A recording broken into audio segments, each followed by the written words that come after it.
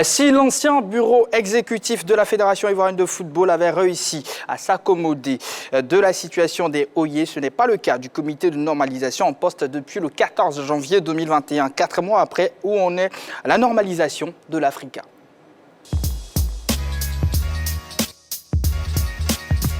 À quelques semaines de son échéance, le processus de normalisation de l'Africa Sport, enclenché en avril dernier, avance au ralenti. Le toilettage des textes et la tenue de l'Assemblée générale élective restent, jusqu'ici, un secret bien gardé alors que la fin août approche à grands pas. À en croire les indiscrétions en provenance de la FIFA et du Conor Africa Sport, les assises du club septuagénaire ne sauraient se tenir dans le délai initialement établi. Une correspondance aurait été même adressée à la présidente Daouga Bala à cet effet. Voilà qui questionne forcément sur l'état d'avancement de la mission de Yves Zogbo Jr., nommé à la tête de la normalisation du club vert et rouge. Pourquoi ça traîne ainsi en longueur ? Y aurait-il un réel blocage dans le processus de l'élaboration des textes ? Autant d'interrogations que soulève légitimement l'actualité du club relégué en Ligue 2 cette saison.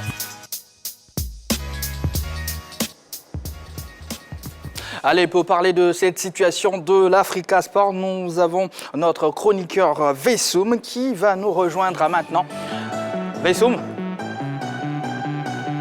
Bonsoir Vessoum. Bonsoir Julie. Comment allez-vous? Je vais super bien Julie. Apparemment en main vous avez un dossier en béton. C'est vrai ou Vraiment un dossier en béton. En tout cas, on est pressé de connaître le contenu de ce dossier en béton-là. Voilà, n'est-ce pas, messieurs? Oui, bien sûr, quand il s'agit de l'Africa, eh bien, il faut vraiment fouiller. Voilà. Donc, je pense que Vessoum l'a fait. Avec ce dossier-là, on aura toutes les révélations. Alors, première question, messieurs, autour de ce plateau. Qu'adviendra-t-il de l'Africa Sport si l'Assemblée générale élective ne se tient pas avant fin août? Vessoum, réaction tout de suite. Oh, il faut se dire que la loi, c'est la loi. Quelles que soient les péripéties, le comité de normalisation qui a été mis en place a demandé à ce que les clubs se mettent à jour. Et bien évidemment, cette mise à jour doit aboutir à un processus. Et vous conviendrez avec moi que si l'Africa, qui fait partie des associations de la Fédération ivoirienne de football, n'arrive pas à se mettre à jour vis-à-vis de la fédération elle-même, il sera difficile. Je ne dirais même pas qu'il sera difficile. Il sera impossible à l'Africa de participer à la prochaine Assemblée générale de la Fédération ivoirienne de football. Balo? Oui, ce qu'il a dit, c'est clair. Et bon, il faut vite se mettre à l'œuvre du côté de l'Africa. C'est tout ce qu'on peut dire. Oh, l'Africa va demeurer dans les certitudes, toujours dans ce brouhaha, dans ce flou, parce que c'est un club qui a beaucoup de problèmes, c'est un club à problème. On connaît tous un tout petit peu l'histoire de l'Africa en ce moment précis. Il y a normalement une AG qui doit se faire, une AG élective pour connaître le nouveau président. Jusqu'à présent, on n'a pas encore de communiqué ou d'annonce en ce qui concerne le Conor Africa qui a été mis en place pour ces élections-là. Et donc, si les élections ne se font pas, je pense que ce Conor va sûrement toujours demeurer et l'Africa ne pourra pas participer à l'Assemblée générale élective au niveau de la Fédération ivoirienne de football. Ce n'est pas ce qu'on souhaite pour ce club. Mais pour ce qui nous est donné de voir, pour les faits, eh bien, c'est vers c'est ce chemin qui est en train d'être emprunté par le club vert et rouge.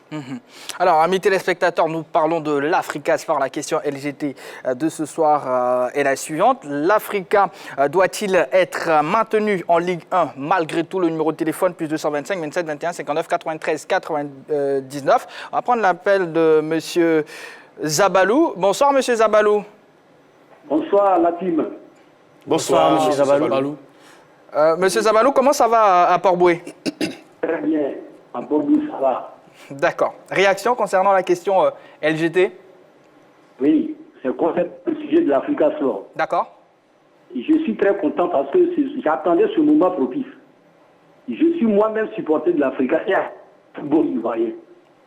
Mais le CAF, il faut que l'Africa passe en deuxième division, même s'il en faut en troisième division. Pour que nous, les supporters, on sache qu'il faut respecter les dirigeants que nous élisons.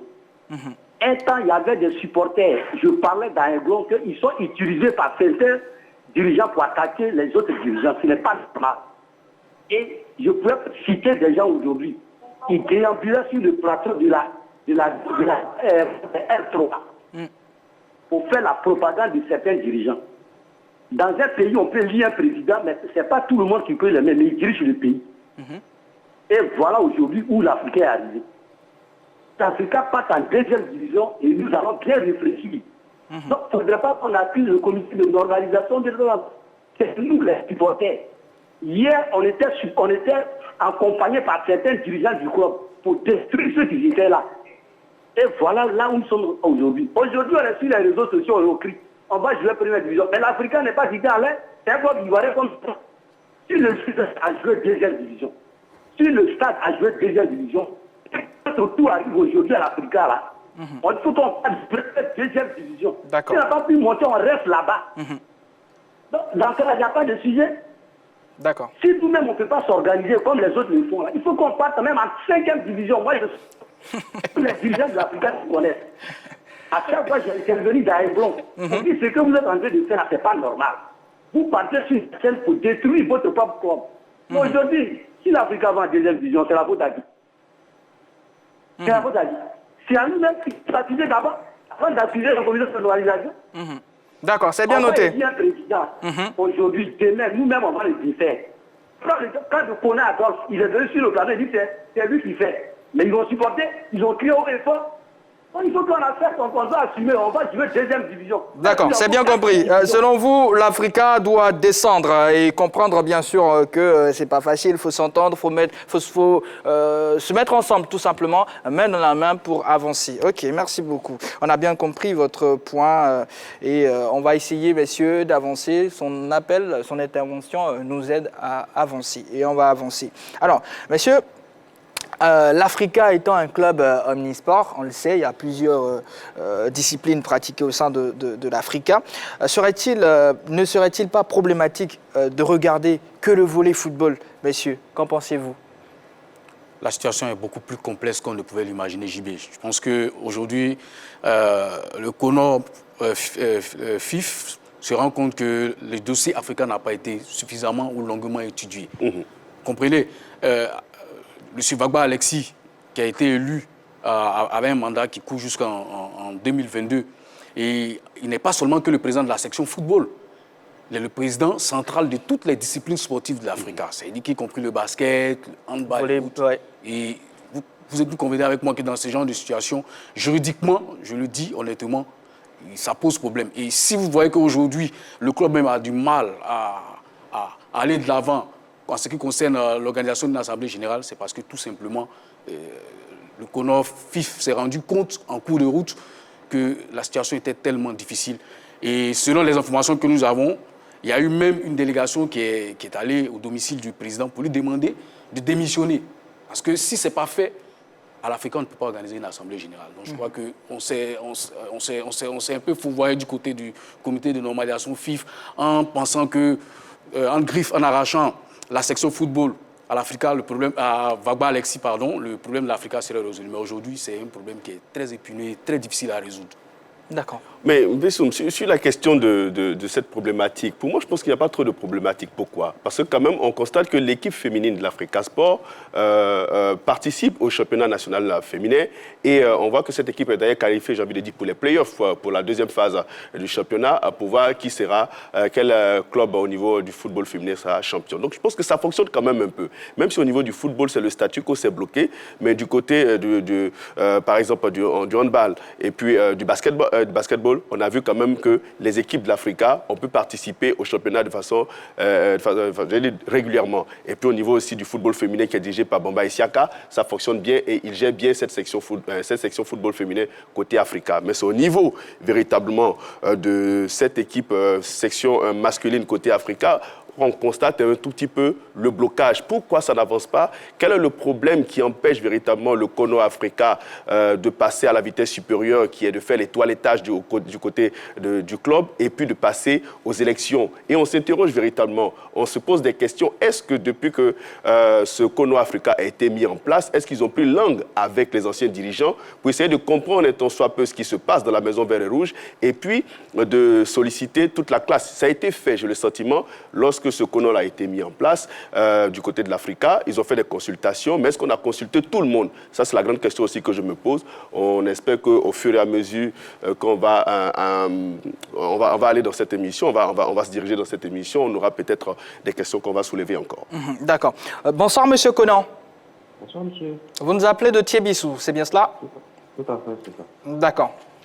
Quel est votre avis sur la question LGT de ce soir? Ok, en toute franchise, je souhaiterais que l'Africa soit relégué en deuxième division pour que ça donne une leçon à tout le monde. Quand je dis tout le monde, il y a... Monsieur Conan, est-ce que vous pouvez parler un peu plus fort pour qu'on puisse bien vous saisir? Voilà, c'est mieux. Je disais que je voudrais que l'Africa soit relégué en deuxième division pour donner une très belle leçon à tout le monde. Quand je dis tout le monde, il y a le CONOFIF et puis il y a les supporters de l'Africa Sport National. Parce que quand je prends le côté du CONOFIF, bon, ils sont arrivés, quand vous prenez le mandat du CONOFIF, il est dit dedans que le CONOFIF doit venir aider les associations, certaines associations membres à écrire leurs textes. Mais nous suivons un de nos amis qui a une petite structure, qui communique bien dessus le cabinet Fanafoot. Mais le monsieur, il nous dit que le CONOFIF devait s'attaquer aux problèmes pour lesquels il a été nommé, notamment le problème des associations membres et puis les élections à la Fédération de football. Mais le CONOFIF n'a pas fait ça. Il prend des décisions inappropriées. Je ne sais même pas où M. Martin Bleu, le professeur Martin Bleu, est dans tout ça.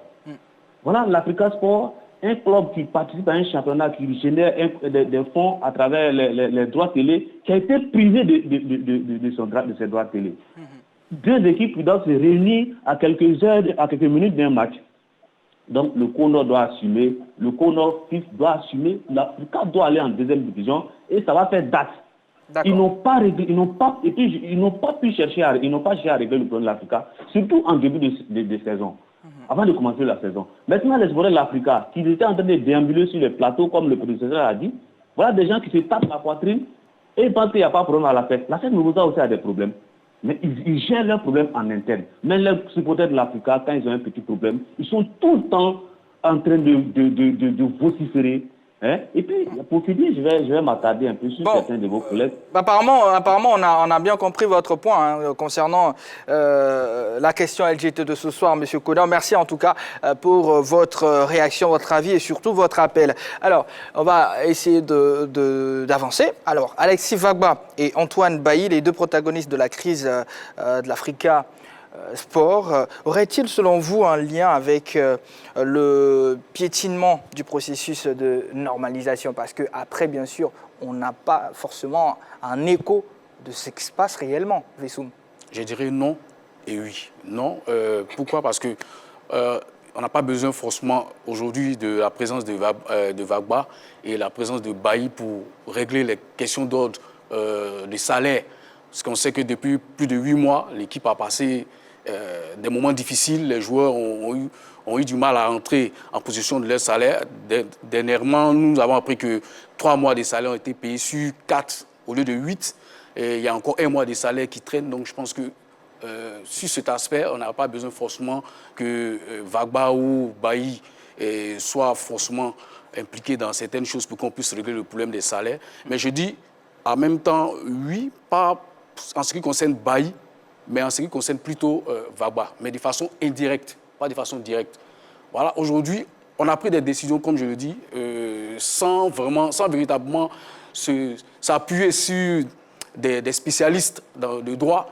Et on voulait forcément régler le problème, je dirais comme on a l'habitude de faire à l'Africa, c'est toujours des petits palabres, on se sert de ça et puis bon voilà, on règle un problème à l'Africain. Mais aujourd'hui, c'est un véritable, comme on dirait, un os dans la gorge du comité de normalisation de la Fédération ivoirienne de football qui s'est rendu compte que tant que, je l'ai dit tout tantôt, tant que Vagba ne démissionne pas, il sera difficile, voire quasi impossible juridiquement d'organiser une assemblée générale qui permettra à l'Africa de participer à l'assemblée générale élective de la Fédération ivoirienne de football. Alors, Yves Zobo Junior, qui a été nommé à la tête, bien sûr, de la normalisation, est-il véritablement l'homme de la situation?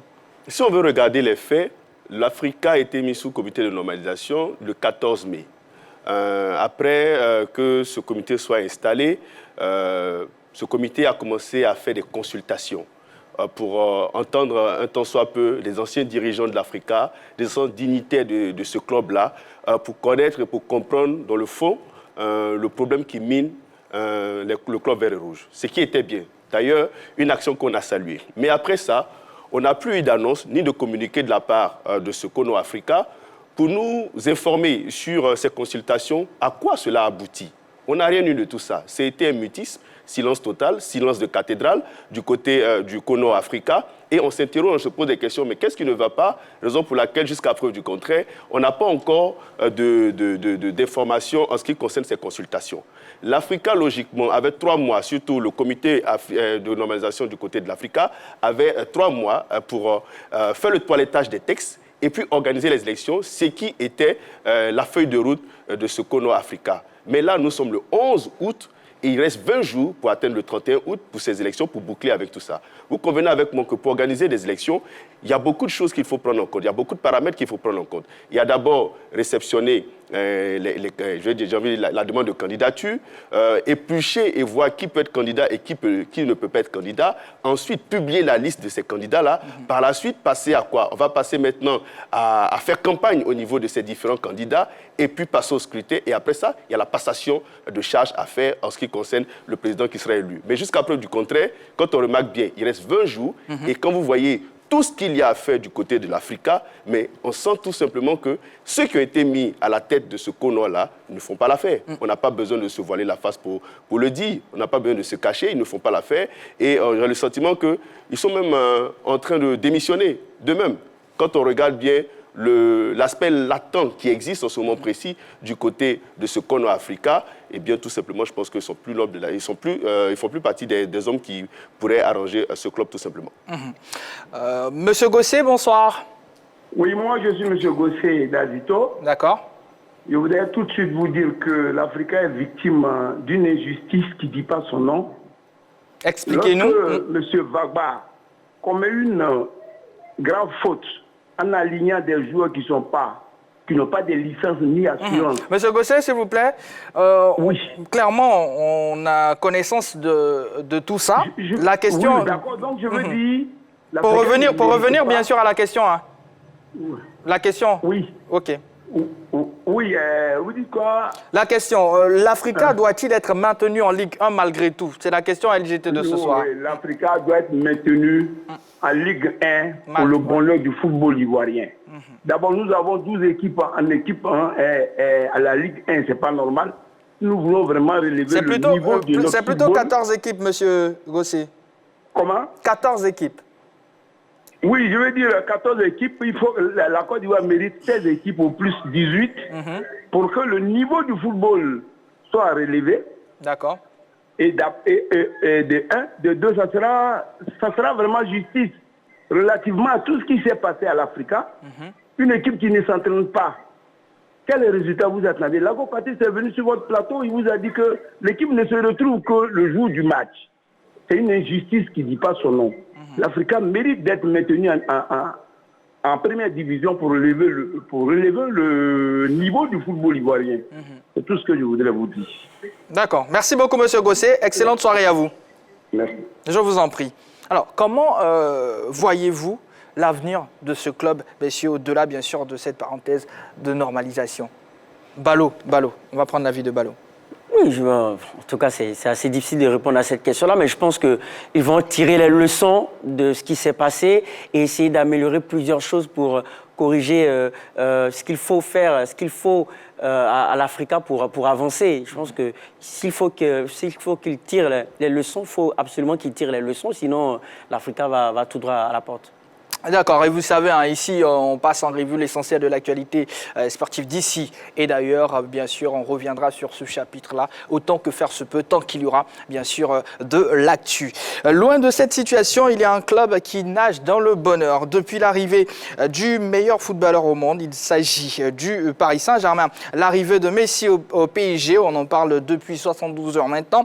Et nous avons pu établir le contact en direct de Paris avec Messaoud Benterki, notre confrère de l'équipe TV. Bonsoir Messaoud. Bonsoir Abidjan, bonsoir la 3 et bonsoir à toute l'équipe de la grande team. Bonsoir Messaoud. Bonsoir Messaoud. Alors, Messaoud, quelle est l'ambiance qui prévaut à Paris et surtout, quel est l'impact après la signature de Léo Messi, la Pulga, signature quasiment inimaginable il y a quelques années? L'impact de Léo Messi, bon, évidemment, il est colossal ici en France. La signature officielle et sa présentation aujourd'hui, ça a permis à tout le monde de passer de l'incrédulité finalement de sa venue à l'officialisation. C'était bien réel aujourd'hui. L'impact auprès des supporters, on a rarement vu ça. Même pour Neymar, c'était différent. Neymar, il y avait du show, il y avait quelque chose de moins spontané et de finalement de moins foot que la signature de Léo Messi. Là, on était vraiment dans quelque chose qui transcende toutes les opinions, toutes les observations. Léo Messi à Paris, c'était impossible, inimaginable. C'est devenu réalité pour les Parisiens et tout le monde est prêt finalement à en profiter. Ici en France, on se demande quand ce sera son premier match. Est-ce que ce sera à Brest, à Reims, face à l'Olympique Lyonnais en septembre? Donc on se projette déjà sur ce que donnera Léo Messi sur le terrain et c'est la preuve vraiment qu'on est loin, loin, loin de ceux qui pensaient à un moment que ce serait la pré-retraite peut-être pour Léo Messi. On l'a bien compris sur sa présentation et sur l'atmosphère générale ici en France. Léo Messi, le meilleur joueur du monde qui débarque à Paris et qui va essayer d'aider le club à remporter la Ligue des Champions. C'est vraiment ça ce qui ressort. C'est la magie de voir un joueur pareil. Les débats ensuite, ils seront sans doute différents quand il va commencer à jouer. Mais là, vraiment tout le monde profite de sa venue à Paris. C'est ce qui est vraiment un moment très particulier, le moment le plus fort depuis l'arrivée de QSI au Paris Saint-Germain. Allez, merci beaucoup à Messaoud Bentarki, notre confrère de l'équipe TV. Alors, messieurs, la boutique du Paris Saint-Germain a été clairement envahie. Il y a eu beaucoup de maillots déjà qui ont été vendus. Ça a été lent parce que la boutique recevait juste 4 personnes. On sait tout ce qui se passe, la Covid et autres et tout ça, mais ça s'est fait. La grosse interrogation derrière, messieurs, comment réussir cette alchimie-là avec toutes ces grosses stars qu'on a aujourd'hui? Il faut aligner une composition complémentaire. Et je l'ai dit, je pense que pour moi, la compo complémentaire en attaque, c'est Messi en pointe, Neymar, Mbappé pour faire parler leur capacité de provocation et de vitesse. Messi a le sens du but, il a l'intelligence d'appel de balle, ça peut servir. En ce qui concerne la défense, Marquinhos, Ramos, pour moi, est la charnière centrale la plus complémentaire pour le Paris Saint-Germain. Donc, si Pochettino arrive à aligner une compo complémentaire en tenant compte des différentes qualités, je pense que l'alchimie pourra être au rendez-vous. Est-ce que vous êtes d'accord avec Ballot? Non, pas du tout. Pas du tout. Je pense que Messi en pointe, c'est très rare de le voir jouer en pointe. C'est quasi même impossible. Si, ça se fait. Ça se fait. Au Barça, ça se fait. Messi a fait office d'électron libre au Barça pendant longtemps. Ballot, allez-y. Vous avez le carton clairement là, parce que vous avez parlé tranquillement, on ne vous a pas... Allez-y.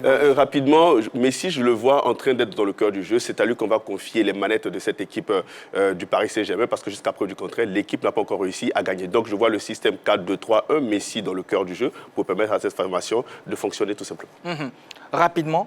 Oui, mais la question que je pose à Yves Boris, comment est-ce que quelqu'un qui a le sens du but et qui a une intelligence pour les appels de balles peut ne pas évoluer en pointe? Parce qu'au Barça, ça s'est fait. N'oubliez pas que Messi il y a eu des compos où Messi évoluait en pointe parce que c'est l'électron libre, il permutait souvent avec certains attaquants du Barça.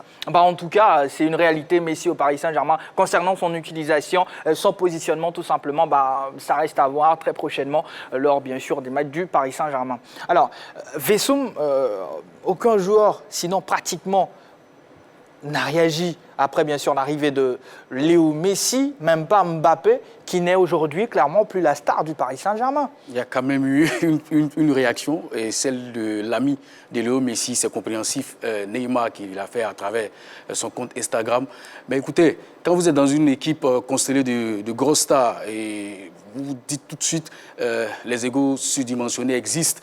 Alors c'est vrai que peut-être dans la forme, on aurait souhaité que toute l'équipe soit enthousiaste, les coéquipiers arrivent quand même à envoyer des messages de réaction, mais dans le fond, je pense qu'ils sont tous heureux de retrouver Messi. Voilà, donc on ne va pas trop polémiquer sur le manque de réactions formelles de tous ses coéquipiers. Bien sûr, Chelsea-Villarreal concernant la Supercoupe d'Europe 1-1, prolongation en tout cas. On vous donnera simplement le résultat final. On va marquer entre-temps une courte pause et revenir juste après.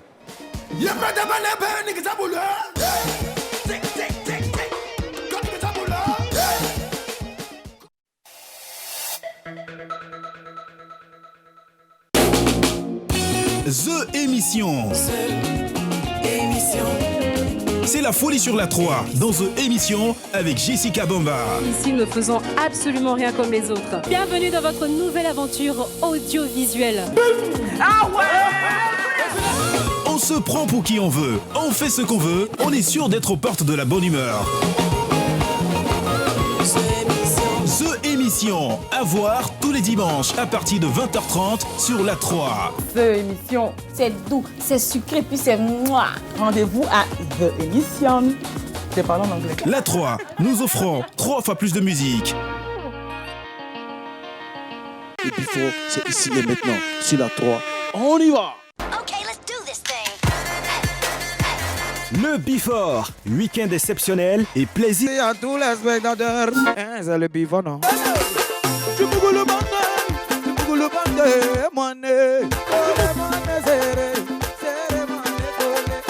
Au platine, Ramzi le Denré. Le Denré platine. Pour une randonnée musicale avec des hits et des mix dansants. On écoute ensemble. Je vois pas le mari. Je vous dis que je suis le danger de mon pays. Mamou.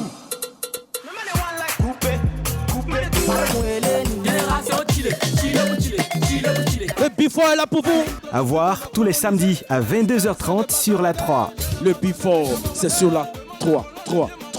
Avec nous là, ça chauffe pas. La 3, nous offrons 3 fois plus de musique.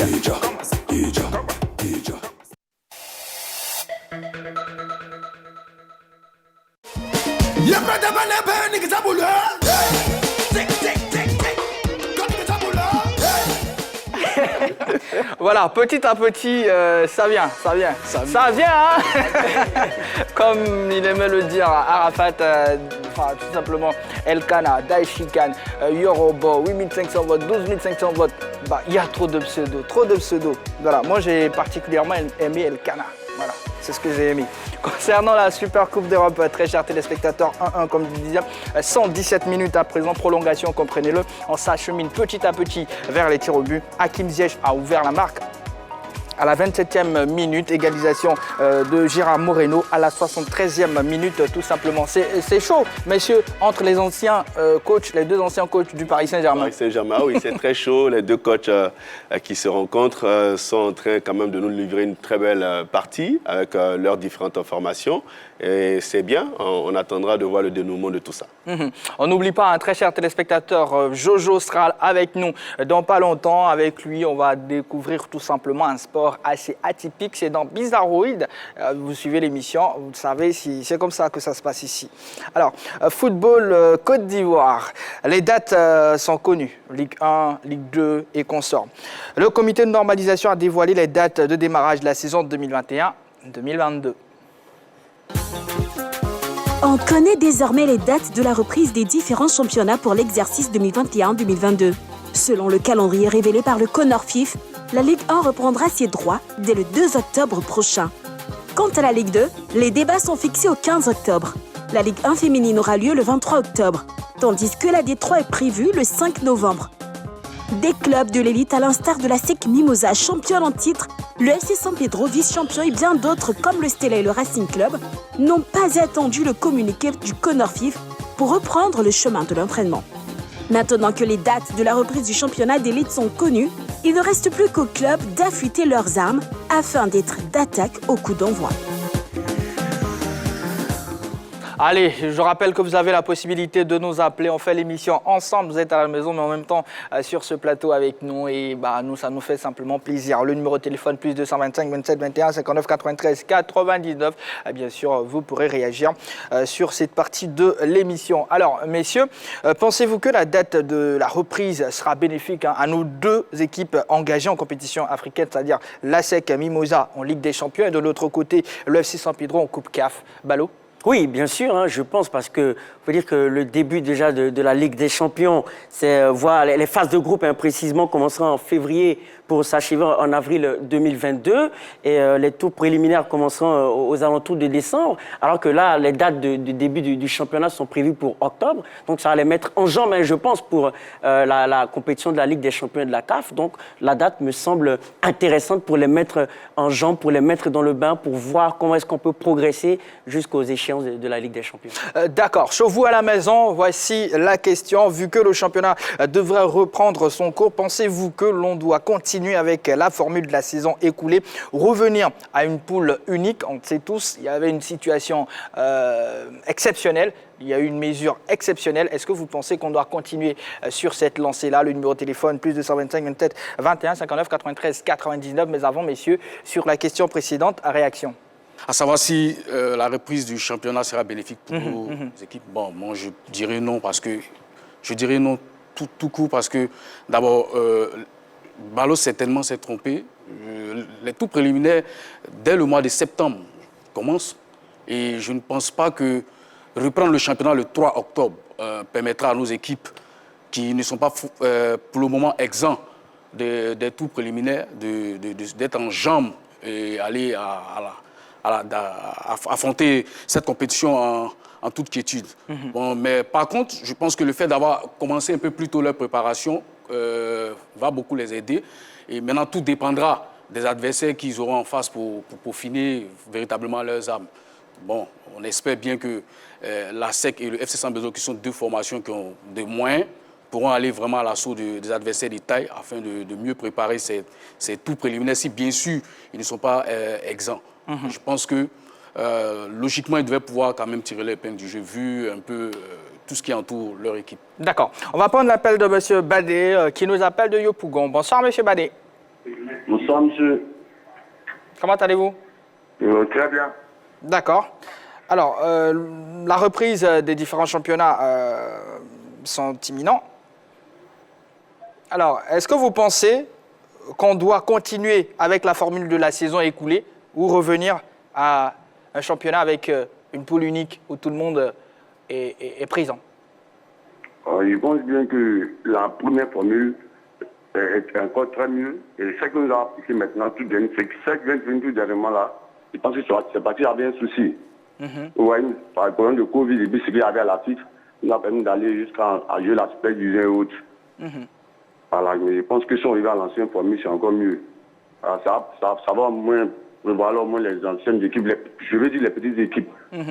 Ça va permettre aux petites équipes de vouloir donner ce qu'ils ont en eux-mêmes, c'est encore mieux. Parce que je pense que ça favorise un peu les équipes qui sont un peu la cote un peu plus basse, comme la SEC Mimosa par exemple, le Série San Pedro. Vous voyez, on aura tous ces mêmes équipes-là. Si on continue avec cette formule-là, vous voyez un peu. Voilà. Ok. C'est bien noté. Voilà. Ok. J'aurais surtout voulu intervenir sur ce point de la CAF, mais comme c'est déjà passé, je pense que... Franchement, dommage.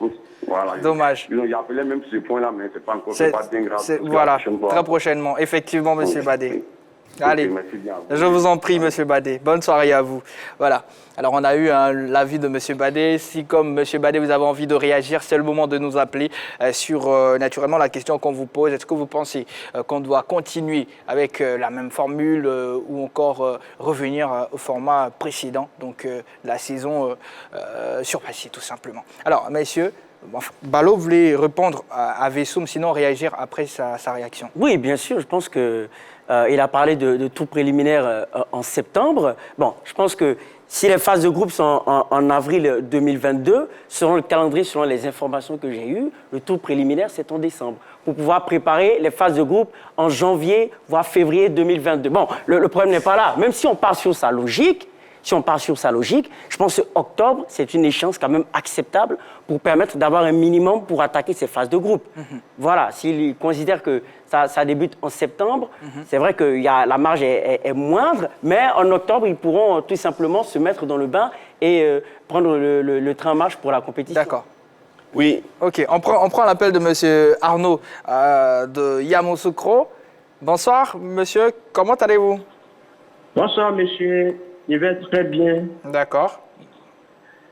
Alors, Le championnat s'est écoulé avec une formule assez exceptionnelle. Est-ce que vous pensez qu'on doit continuer avec ce même format-là? Oui, je pense que oui, très bien, je pense bien. Attendez, l'Africa, c'est pas une équipe. Non, on ne parle plus de l'Africa à présent, mais de la reprise, bien sûr, du championnat. On a connu une forme avec 3 poules, bon, enfin, je crois 2 poules à 7, c'est bien ça. Oui. Et on va commencer une nouvelle saison. Est-ce qu'on doit conserver ces 2 poules-là à 7 ou bien revenir au format qu'on avait avant, c'est-à-dire une seule poule avec les 14 équipes là-dedans? Non, ancienne est bon. L'ancienne formule est bonne? L'ancienne est bonne, oui, l'ancienne formule est bonne. D'accord. C'est mieux. D'accord. Merci beaucoup, monsieur. Merci. Voilà. Allez à vous. Allez. Merci beaucoup, je vous en prie. Oui, Yves? Oui, je pense que la question de la date pour la reprise du championnat, c'est bien, de la part du comité de normalisation, de trouver des dates pour la prochaine saison en ce qui concerne nos différents championnats. Mais il y a une interrogation qu'il faut soulever. Est-ce que c'est le rôle là du comité de normalisation de réorganiser à nouveau un championnat, sachant que ce comité a été mis en place pour organiser des élections et permettre au nouveau président élu de mettre en place son programme? Sur cette question, il est clair que aujourd'hui, ce n'est plus le rôle ce n'est plus les prérogatives de ce comité de normalisation qui, pour moi, est en train un peu de s'éloigner de sa feuille de route en donnant des dates en ce qui concerne la reprise du championnat. C'est vrai que la reprise du championnat, ce n'est pas nouveau. On n'a jamais eu de problème d'organisation de championnat ici en Côte d'Ivoire. Ça s'est toujours fait avec des dates précises. Je me rappelle bien qu'en 2018, le championnat avait démarré le 14 octobre. Donc, ce n'est pas un problème. Et même pour les clubs qui vont participer aux compétitions africaines. Mais il y a un problème qu'il faut soulever, qu'il faut dire, qui est clair. Le comité de normalisation est en train de s'éloigner de sa feuille de route, qui est d'organiser les élections, mais surtout de faire le toilettage des textes et puis d'organiser les élections. J'ai le sentiment qu'on veut, tromper la vigilance du public sportif ivoirien en nous donnant des dates de reprise de championnat et puis en nous mettant ce qui est le plus important, qui est l'organisation. Parce que depuis le 14 janvier, cette équipe est en place. Ils ont réussi organiser de façon exceptionnelle un championnat, mais avec beaucoup de difficultés, parce qu'on sait ce qui se passe avec du côté de l'Africa. Il y a encore des arriérés de salaire au niveau des joueurs. Ça, on met ça de côté. Mais ce qu'il faut savoir, c'est qu'aujourd'hui, le plus important pour le comité de normalisation, ce n'est plus d'organiser un championnat, mais plutôt de faire en sorte que les élections, d'abord qu'on ait le toilettage des textes et qu'ensuite on passe aux élections et que le nouveau président arrive pour mettre son programme en place. Mais j'ai le sentiment que ça s'est été occulté, ça s'est été mis aux oubliettes. On nous sert des dates pour tromper la vigilance du public sportif ivoirien et surtout pour détourner notre attention, notre égard. Et moi, je pense que sur ça, il faut rappeler rapidement le comité de normalisation sur sa feuille de route qui est l'organisation d'élections, le toilettage des textes pour qu'on passe à une autre étape du développement du football ivoirien. D'accord, c'est bien noté. Bonsoir, monsieur Mohamed.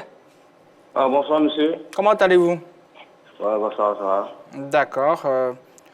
La question qu'on vous soumet à présent dans cette partie de l'émission, c'est est-ce que vous pensez qu'on doit continuer avec la formule des différents championnats qu'on a eu récemment ou bien... On souhaite faire poule unique, c'est bon. Hein. Poule unique, c'est bon. Parce que Caridas, c'est pas trop ça, quoi. Il y a des équipes qui n'ont pas trop fort dans le championnat. Caridas, elles sont fortes dans la poule unique. D'accord. C'est ça qui est bon. C'est poule unique, c'est bon. Mais physiquement, apparemment, ça fatigue les joueurs. Hein. Ça fatigue. Bon, souvent, c'est pas trop fatigue, mais c'est ça, les bons championnats du monde, de l'Europe, là, c'est qu'on appelle les poules uniques, là, c'est pourquoi ils sont trop forts, là. Voilà, c'est pourquoi nous, en Côte d'Ivoire, on veut qu'il n'y ait qu'à être championnat poule unique. Vous supportez quelle équipe? Bon, moi, je supporte de la SEC. Ah, d'accord. Donc, j'imagine... À côté sujet de l'Africa aussi, le cas pardonné de l'Africa vient à poulie. Parce que sans l'Africa, il n'y a pas de championnat. D'accord, on a bien compris, monsieur Mohamed. Il n'y a qu'à l'utiliser, quoi, cette fois-ci. Ok, on salue la population de Sazondra. Merci beaucoup. Merci. Je vous en prie. Excellente soirée à vous. Merci. Voilà, il a volé un tout petit peu notre temps pour le sujet précédent. Ben, c'est pas bien grave, voilà. Alors, je rappelle qu'on vous demande votre avis, très chers téléspectateurs, sur le format, bien sûr, du championnat à venir, la saison 2021-2022. Est-ce qu'on doit continuer avec la poule unique ou encore rester sur le format du championnat qui vient de finir? On va prendre l'appel de M. Koné, qui nous appelle également de Sassandra. Bonsoir, M. Koné. Bonsoir. Comment allez-vous? Allô? Oui, allô? Bonsoir. Bonsoir, M. Koné. Bonsoir à tout le monde sur le plateau. Bonsoir, M. Koné. JB, je suis le petit frère à un certain M. Koné qui vous appelle toujours d'Abobo, là, qui vous avait promis de la viande. Actuellement, je suis à l'hôpital avec lui. Il a eu un grave accident. Il venait me voir à 60 bras là. Donc, je suis à l'hôpital. C'est lui-même qui m'a demandé d'appeler aujourd'hui. Oh là là. Propre établissement à lui. Il est là, ouais, il est. D'accord. Allez, propre établissement à lui, on lui envoie beaucoup de force et que Dieu l'assiste simplement pour qu'il puisse rapidement reprendre. On espère qu'il y a plus de peur que de mal déjà. Bon, il a la jambe droite qui est fracturée. Ah, vraiment, Yako. Merci beaucoup. Yako. Merci. Vous voulez réagir ou... Ok, je réagis sur le sujet quand même un peu. D'accord. D'accord, donc comme je dirais, un championnat quand même... La poule unique, c'est encore mieux. C'est vrai, même s'il faut quand même un championnat, des championnats tout avec deux poules aussi, ça a été un peu intéressant. Mais moi, je pense qu'un championnat à poule unique, là, c'est un peu mieux. Chacun va s'affronter et puis bon, il n'y aura pas deux poules. Toutes les équipes auront besoin de s'affronter et puis ça sera intéressant, quoi. Moi, je pense. Voilà, c'est mon avis. D'accord, on l'a bien noté. Et encore une fois, bien de choses à votre grand frère et qu'il guérisse assez rapidement. Alors, messieurs, on va quand même essayer d'avancer. Yves Boris, on a compris un tout petit peu votre sonnette d'alarme que vous avez tirée. Alors, sur la question qu'on pose aux téléspectateurs, quel est votre avis là-dessus, sur le format du championnat? Ça s'est appliqué en Ligue 1 et en Ligue 2. En Ligue 1, il y avait deux poules. Et puis, bien sûr, en Ligue 1, il y avait deux poules. Et en Ligue 2, il y a trois poules. Oui, mais il faut signifier que le nouveau format était dû à une circonstance. C'est que le comité de normalisation voulait sauver les meubles, voulait à tout prix organiser rapidement le championnat pour sauver la saison. Mais je ne pense pas que cette année, on soit dans la même configuration. Donc, pour ces raisons-là, je pense qu'il faut continuer sur la poule unique pour permettre, pourquoi pas, à nos joueurs d'être dans de bonnes dispositions. Bonsoir, M. Rossi. Oui, bonsoir. Vous nous appelez d'Acoupé? Oui, oui. D'accord. Quel est votre avis sur la question? Mon avis sur la question, moi, je voulais pas la poule unique. Ah bon? D'accord. Oui, oui. Moi, je voulais au moins deux poules. Comme ça s'est fait? Mieux. Oui, comme ça s'est fait avant. Oui. Comme ça s'est fait avant. Le championnat à deux poules, moi je pense que c'est le meilleur. Les quatre équipes et les équipes se croisent, c'est mieux. Voilà. Donc quand on prend les championnats poule unique là, je trouve que c'est trop rapide, les joueurs se fatiguent trop. Et puis vous voyez le championnat de maintenant, c'est pas pas comme avant. Vous voyez, les jeunes de maintenant, le football n'est pas trop comme avant, de la manière les anciens jouaient. Ils ont la charisme, ils ont envie de jouer le football. Tu vois, c'est pas comme maintenant là. D'accord. Donc moi je pense que quand on leur donne le temps de jouer le championnat, là ils vont se reposer pour voir. Mais si c'est deux poules comme ça là ils préfèrent se reposer et puis jouer. Quand le championnat enchaîné comme ça, c'est pas bon pour eux-mêmes.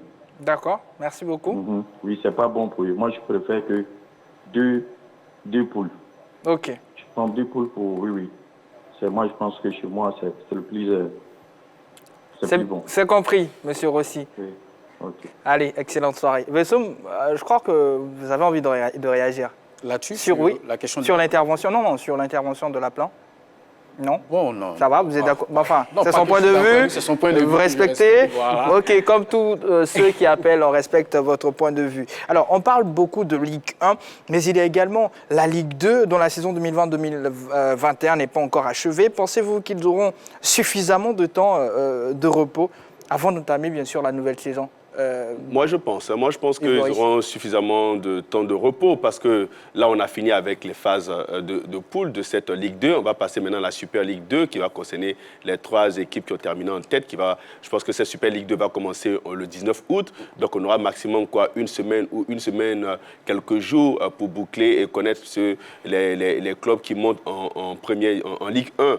Et après ça, ce sera quoi? On aura le mois de septembre, le mois d'octobre. Donc, ils auront largement le temps de se reposer avant de reprendre, dans la mesure où je crois que la Ligue 2 va reprendre autour du 15 octobre. Donc, ils ont quand même le mois de septembre pour se reposer, peut-être pendant 2 semaines. Et puis après, 2 semaines après, commencer à reprendre les entraînements pour revenir. Donc, ils ont le temps, ils auront le temps de se reposer. Je pense que ça ne va pas vraiment les épuiser, puisque eux, ils ont mis du temps avant de commencer de jouer le championnat. Là, il n'y aura seulement que 3 clubs qui vont compétir pour la Super Ligue 2.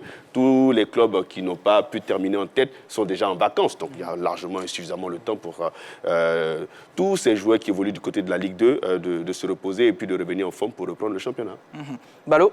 Oui, moi je pense que c'est pas suffisant. 2 mois, ça me paraît suffisant pour mieux se reposer. Et puis, faut dire que par rapport aux équipes qui doivent disputer la Super Ligue 2, il y a la possibilité de blessures. Il y a des joueurs importants qui peuvent se blesser, alors que c'est quand même assez limite. Septembre, 1 mois et demi, octobre, ça me paraît peu suffisant pour moi, à mon avis, pour bien se reposer, pour bien récupérer et attaquer une saison complète. On va prendre l'avis de M. Kofi Mathieu. Bonsoir, M. Kofi.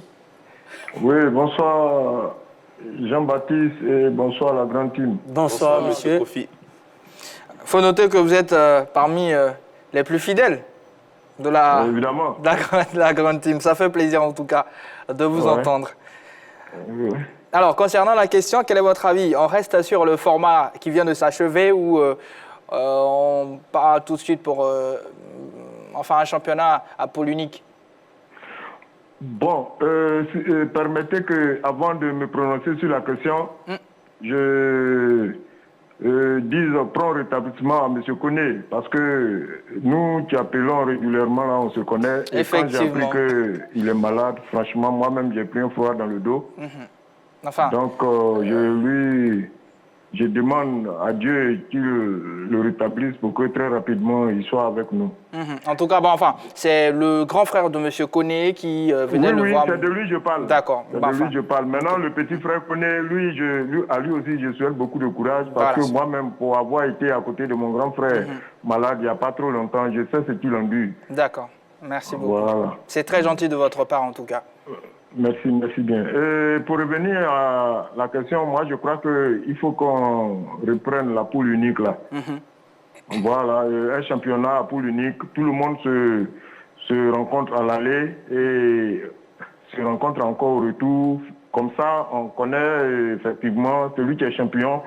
Et puis on dit que le champion a mérité d'être champion. Mais quand c'est à 2 poules, d'autres vont jouer ici, d'autres vont jouer ici, après on apprend 4. C'est les autres qui ne se sont pas confrontés, on ne sait pas ce qui pouvait se passer véritablement. Voilà, donc moi je crois qu'un championnat à poule unique, et dans le monde entier, même dans les grands championnats, je crois que c'est ce qui se passe. Voilà, ce n'est pas chez nous ici qu'on va changer. D'accord. Voilà, donc c'est mon avis. Merci, excellente soirée à vous. Excellente soirée à vous aussi. Et à demain, pourquoi pas? Oui, je suis là tout le soir. Alors, messieurs, sur la préoccupation de Yves Boris tout à l'heure concernant bien sûr le Connor FIF qui a son mandat qui prend fin normalement dans 4 mois, est-ce que vous comprenez qu'il programme bien sûr les modalités d'un championnat qu'ils ne vont pas gérer peut-être Vessoum? Je partage d'abord les inquiétudes de Yves Boris. Et effectivement, le Connor avait une mission bien précise, comme on le dit. C'était de faire en sorte que les tests faciliter le toilettage des textes et permettre que les élections aient lieu pour, en fait, organiser après un championnat. Mais je pense que là-dessus, on ne va pas quand même trop se piétiner. Parce qu'il il faut aussi par anticipation, je le dis, il faut par anticipation donner des dates. Et comme l'administration, je le dis, est une continuité, et même si jusqu'en décembre, le CONO venait à organiser les élections, ça va permettre quand même au président élu qui est là de continuer le travail et après de donner d'autres directives pour permettre au championnat ivoirien d'être vraiment beaucoup plus relevé. Et dans leur mission, il y a la gestion des affaires courantes. Non, mais là où on attend le CONO, c'est de nous donner une date d'élection, c'est tout. Mais ils l'ont dit. Oui, ils l'ont dit, mais ils l'ont pas. On attend de voir ce qui va se passer. Justement, donc attendons de voir. Allez, en tout cas, on espère qu'on aura, pourquoi pas un membre du CNFIF sur notre plateau pour essayer de nous expliquer, pour enlever toutes ces zones d'ombre-là. En attendant, on va bien sûr découvrir un sport assez atypique et c'est dans Bizarroïde.